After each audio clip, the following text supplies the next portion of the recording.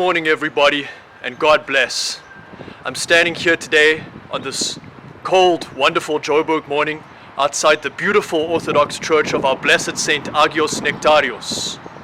And I figured, what better place, just like in my Sophiatown/Triumph video, what better place to continue with my Forgotten Johannesburg series, of which I feel I did an incredible injustice to this beautiful, old and characteristic neighborhood of Orange Grove in my previous video. So if you will bear with me and forgive me and have mercy on me, I would like to take you with me on this journey through this wonderful old neighborhood of my city and all of the surrounding areas, God willing. Orange Grove is an old neighborhood immediately east of the Johannesburg city center in central Johannesburg, and is one of the first established neighborhoods in all of Gauteng. It is home to countless classic Victorian era character homes and a wide variety of different people and different ethnic groups, being one of a few working class neighborhoods of central Johannesburg to not undergo a white flight, but instead embrace change along with the many negative and positive aspects that come along with it, exemplifying South Africa in somewhat of a microcosm. In my previous video, I showed the urban blight experienced along Louis Botha Avenue, along with many of the other negative elements affecting this area. But that is far from the full story of this area, as the neighborhood is still home to some classic, well-preserved family homes, as well as a thriving middle class and even affluent residents that have chosen to remain in this historic area of forgotten Johannesburg. In this second installment on Orange Grove and the fourth installment of my Forgotten Johannesburg series, I hope to show you another side to this often overlooked, yet very friendly and always welcoming part of my city, and a place that will always hold a very special place in my heart. Welcome to Orange Grove, Forgotten Johannesburg, Part 2. As you can see right behind me are some perfect examples of some of those old Victorian era character houses that I was talking about earlier in this video. And quite honestly, as the boomers say, they don't build them like how they used to. And certainly not in South Africa, and certainly not in Johannesburg. And if you venture a little bit further north or to some of the more recently built areas, or even what one might describe as more affluent suburbs, you're simply just not going to see anything like this. And personally, in my opinion, I think that that's a great shame. And it would be even more of a great shame if we were to let these houses go into disrepair by simply just disregarding old, beautiful and historic areas of Johannesburg the way that we have done. And it's an old adage that people say, oh well, this area really is not like how it used to be when I lived here. Well, to that I say, you can only blame yourself for moving out, really, at the end of the day.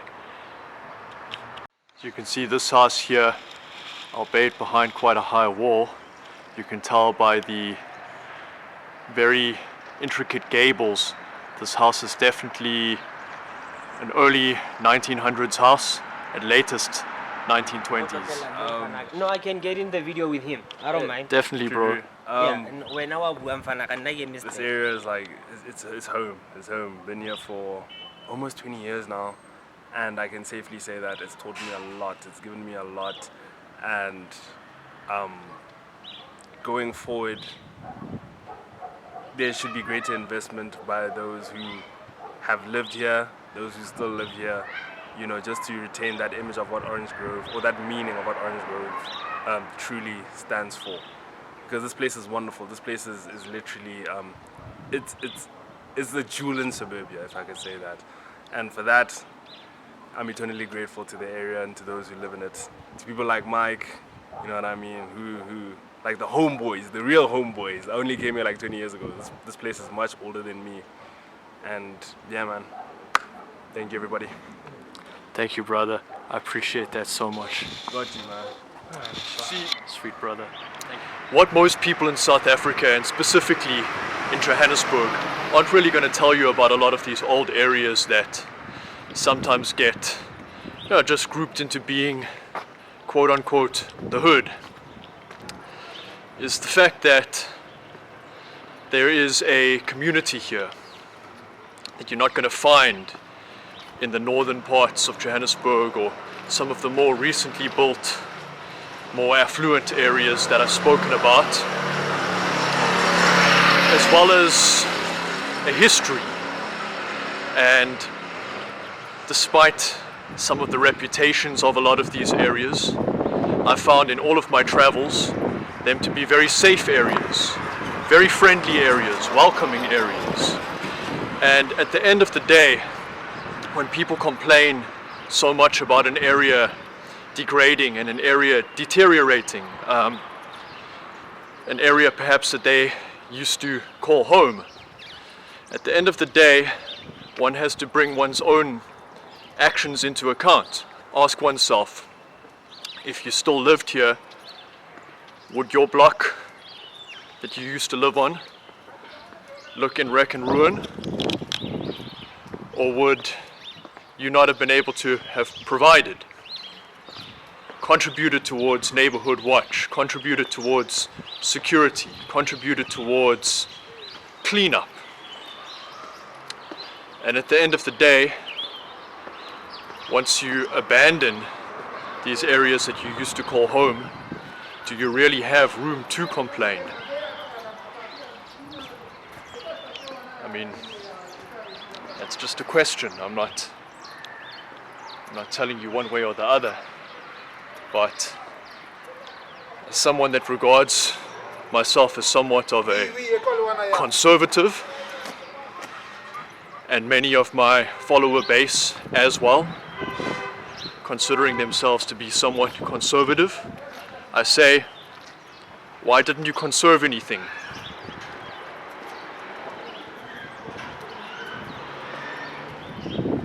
So much worth conserving.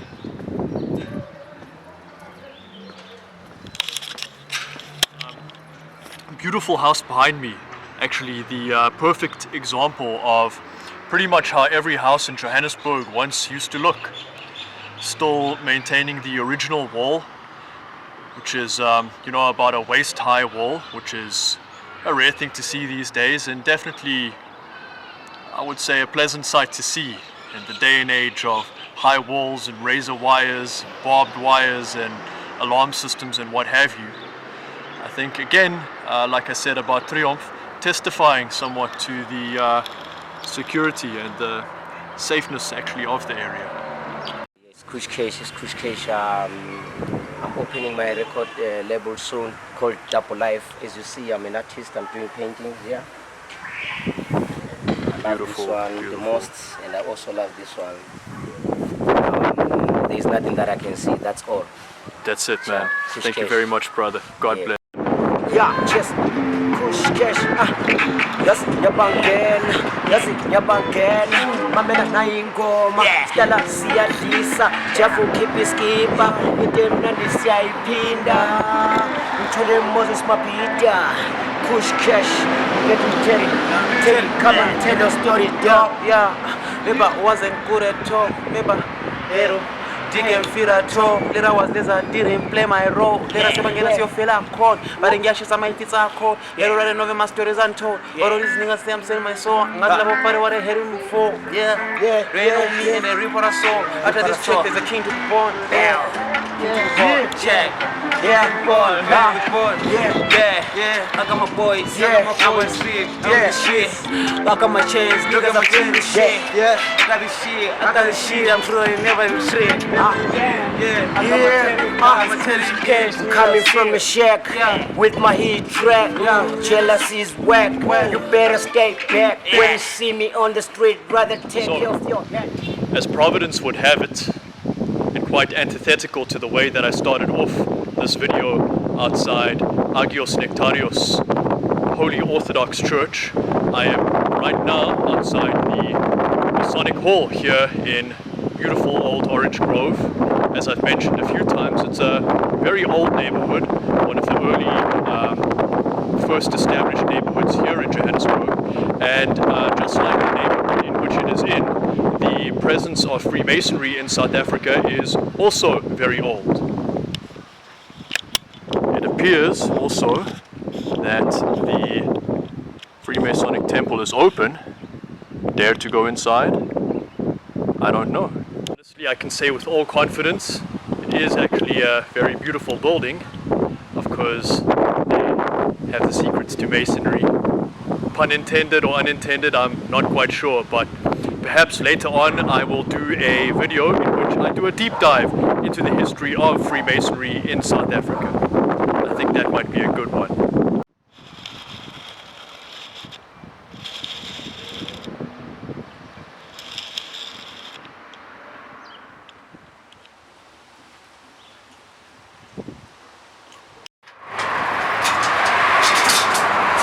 I just spoke with some very blessed Christian people, a white Afrikaans guy and a black gentleman that work here in a local shop, and yeah, they're doing some good work, so I'm just going to show these flyers. Unfortunately, I can't really say much else, but they, for various reasons, declined being filmed, and of course I bless their decision, and I think that's perfect and fine. But Lord willing, one day we'll get an interview. Until then, I hope that they keep up the good work.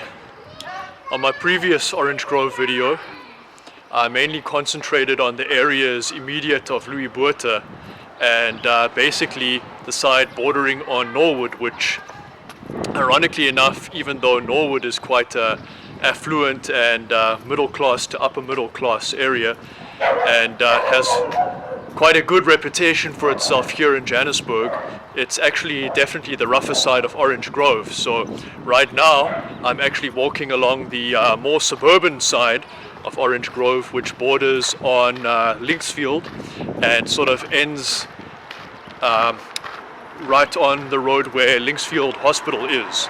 So still actually a very Jewish area. A lot of Italians and I would say pretty much the older demographic of Orange Grove, reflecting how I suppose things once were. So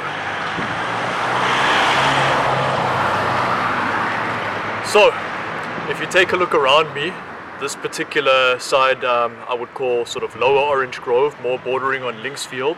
You can see that it's a lot more suburban, more modern houses, I would say. Most of them built, I would assume, around the 1950s.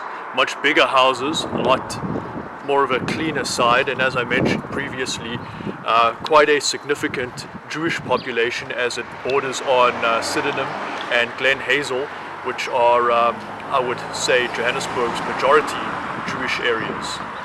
So, as you can see, definitely the nicer part of Orange Grove, and in my opinion, honestly, one of the nicest parts of Joburg in general. As I've mentioned a couple of times, you're not going to get these old, beautiful character houses anywhere else.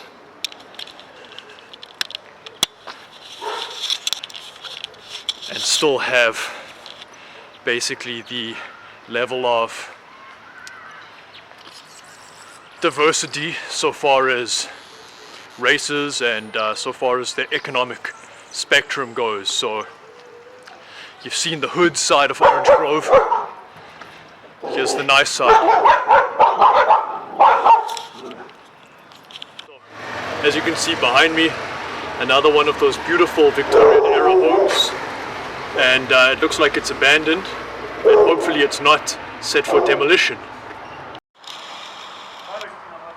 As you can see, this house here looks to be in restoration, so you'll love to see that. So,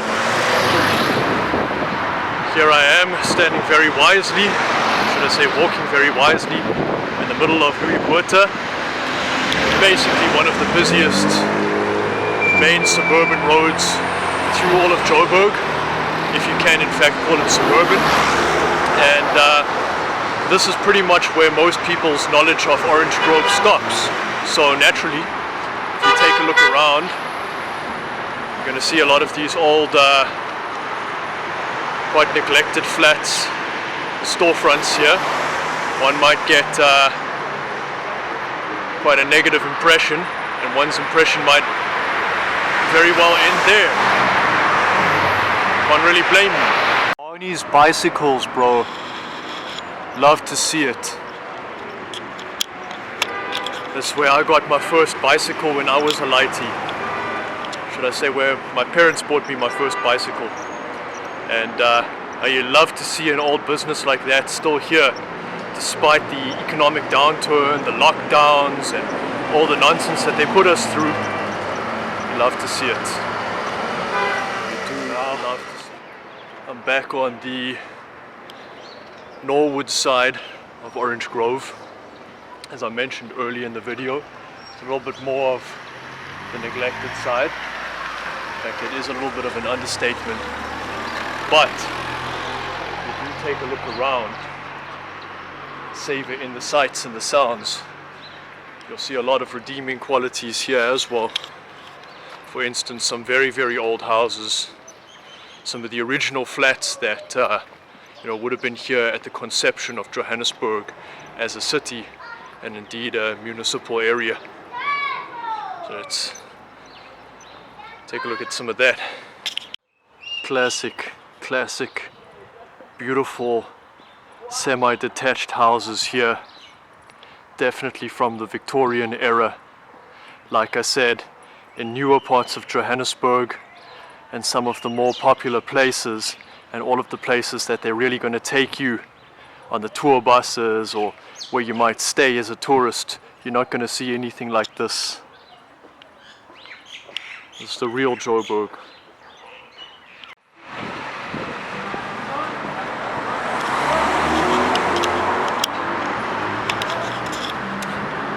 Something that you certainly hate to see. The opioid crisis. Affecting pretty much the whole world at this point, so far from a problem endemic to Orange Grove or indeed Johannesburg as a whole. But these funny little makeshift tents are actually very much a new sight on the streets of Johannesburg. Never used to see that. But of course, after the pandemic, a lot of things turned for the worse. You'll find me Duke of Johannesburg. My name is Stanley. I'm Stanley Suarez. Stanley. Yeah. People, they always tell me I'm intelligent, but it's not working for me. I feel so bad about my useless potential with my everything. Yes, I'm not that educated, but yes, some people, they fucking give respect to me that, I don't know, maybe speaking English fluently.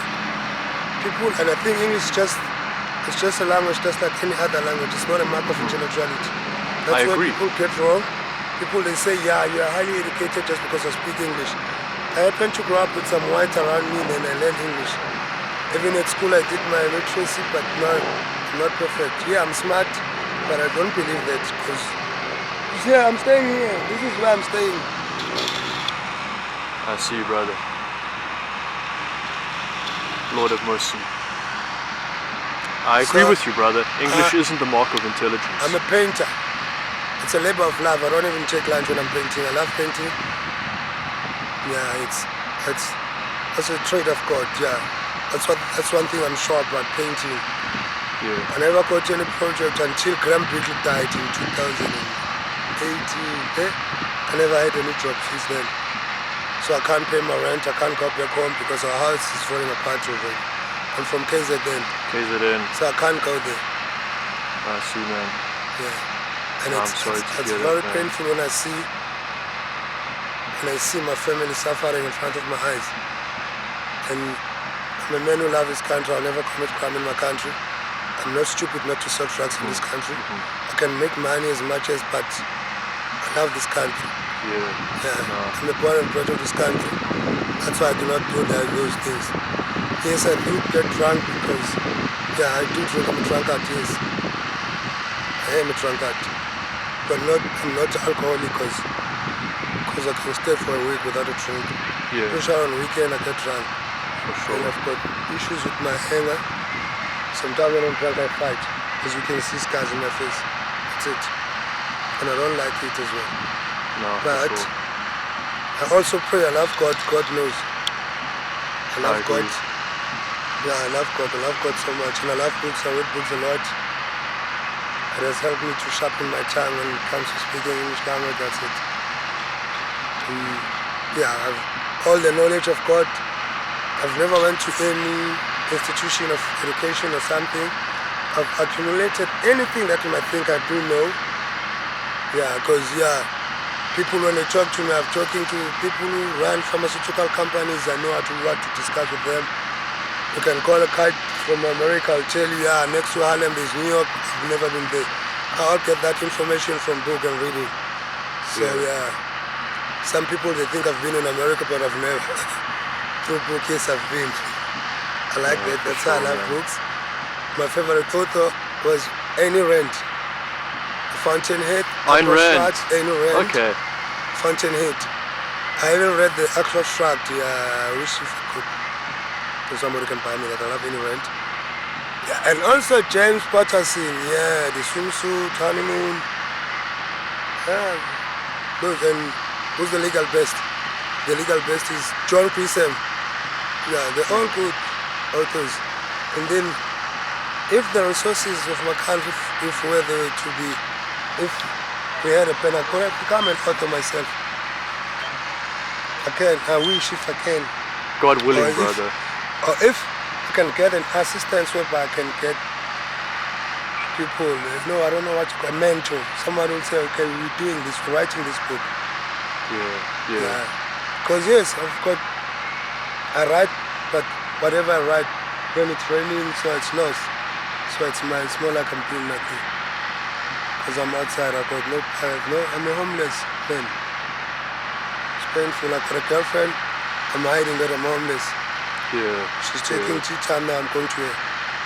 I don't tell her that, you know what, I'm a homeless man.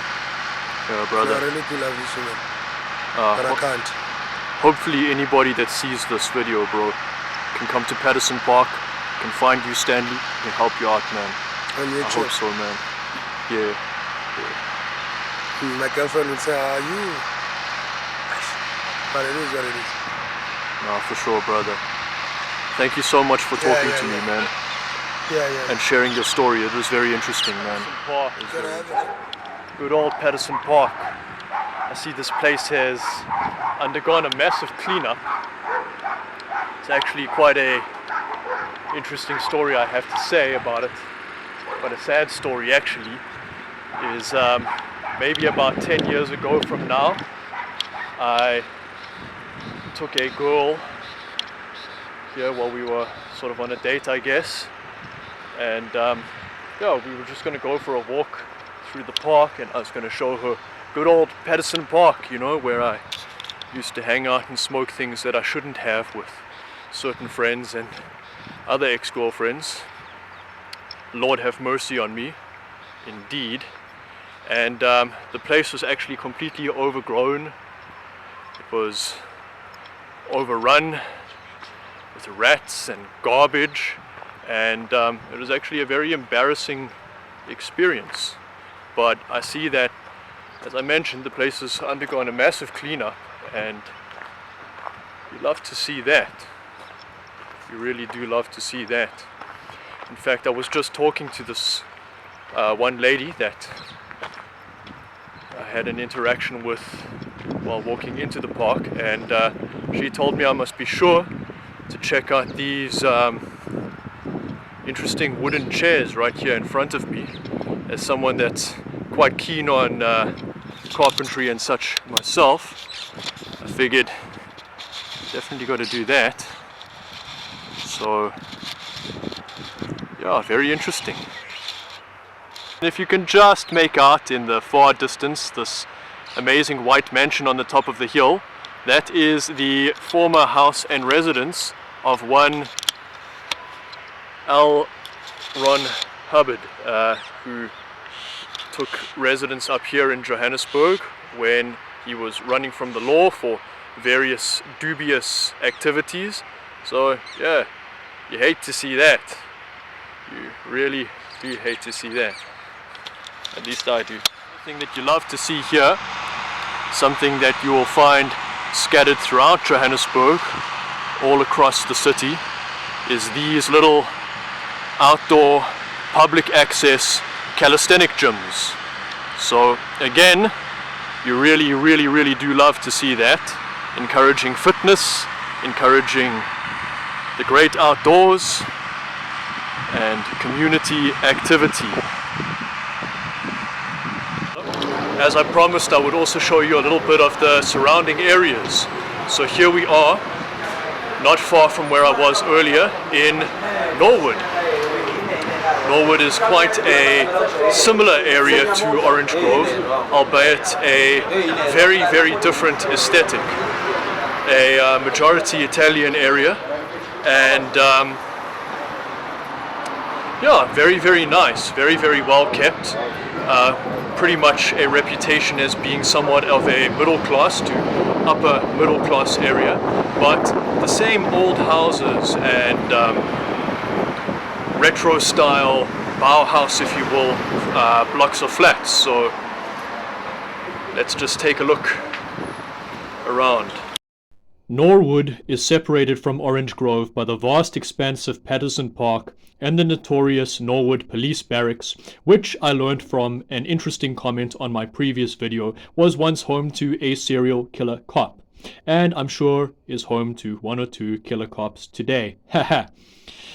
Albeit famous for its extensive Italian population, and perhaps the only place in all of Johannesburg in which you can find 4 pizza places on one corner, Norwood is famous throughout Johannesburg as a restaurant mecca, home to many restaurants of many different cuisines from various nations all around the world.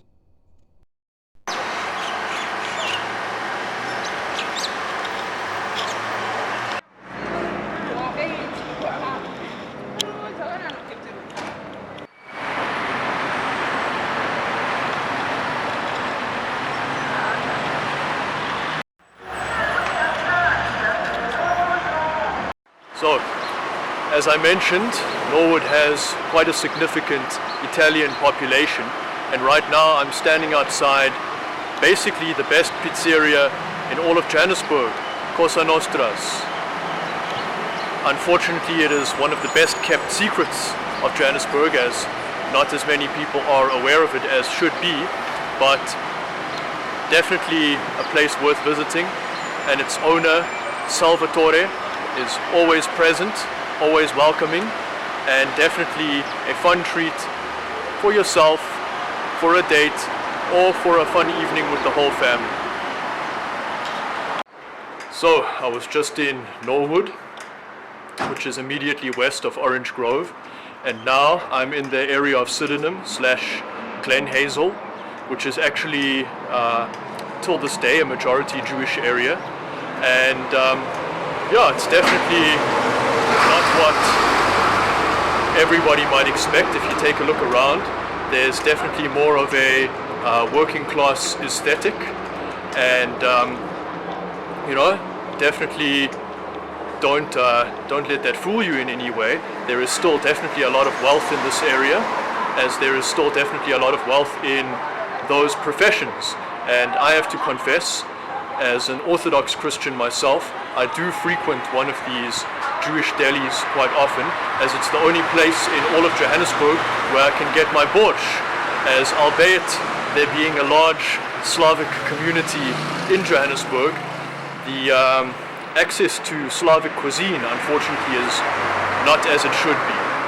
So let's just take a look around, and hopefully you can learn something new. So, as anybody that has grown up on this side of Johannesburg will tell you, the Jewish population here in Johannesburg is quite old and historic, and since the conception of Johannesburg as a city, there has always been somewhat of a significant population. After all, as the old saying goes, Johannesburg is the city that was built on gold. So make of that what you will. Don't let me put any ideas in your head. So I would say that probably concludes my second installment here in Orange Grove, part 4 of my Forgotten Joburg series as a whole. And I really hope that I managed to provide a little bit of nuance that was lacking in my previous video on the area. So with that in mind, I'll leave you the way that I always leave you, in saying Bolga Pomagao, the Lord has indeed helped, God bless, and Duke of Johannesburg,